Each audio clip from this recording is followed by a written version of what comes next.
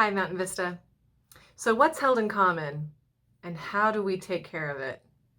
A good friend of mine, Reverend A.J. Bush, is a pastor of two Methodist churches in Salt Lake City.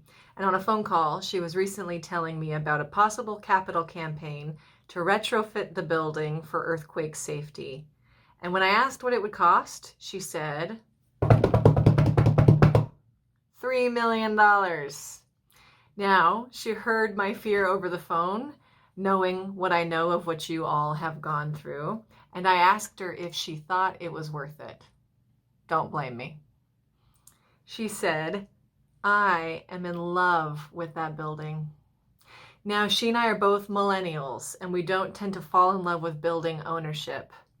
We grew up with technology at our fingertips. We graduated from high school, college, and entered our 30s during recessions, and we now live at a time of COVID. So ownership of anything feels precarious to us, and for good reason. But what she loved specifically was how her church building had become a commons.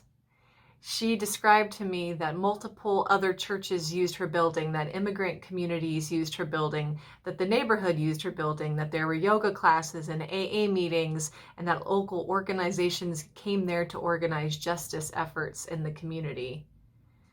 In a world, she said, where so many things become privatized, even water, and where our culture values the individual more than the collective, churches are the holdout spaces that can be held in common among a people.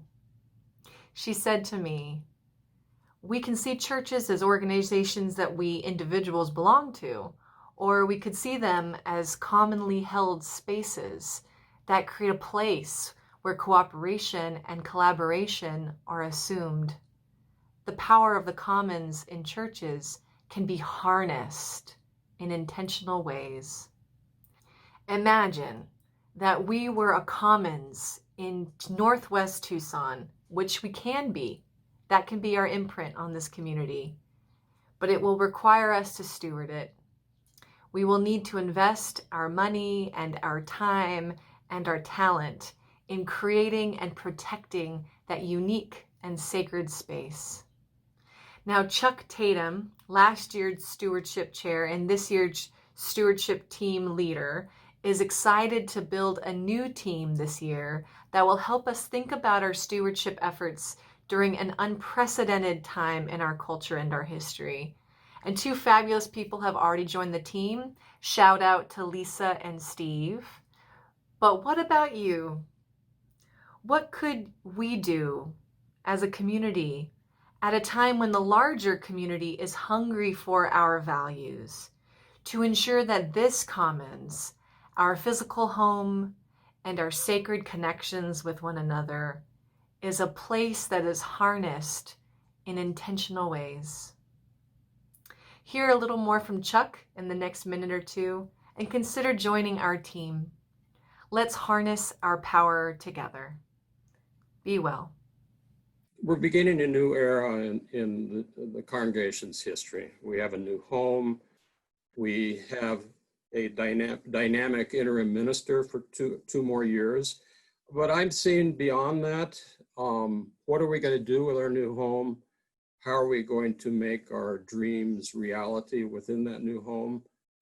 In my estimation, and this is not original with me, but stewardship is the intersection of our spirituality and our ethics. And our congregation has had a history of giving time, treasure, and talent, going back to our very beginning. You know, that group that met in Claire's kitchen, the purchase of our property, the Cromwell property, the calling of a minister, Susan Mankerseal, all deliberate congregational decisions to take care of our spirituality and to take care of our ethics. Look at the number of people in our congregation who are currently serving to bring stewardship home. The ambience team, the PMT, project management team, the board, people who've functioned in different ways within the congregation, some of them going back almost 30 years and still engaged. So I think that the stewardship broadly writ is very strong in our congregation.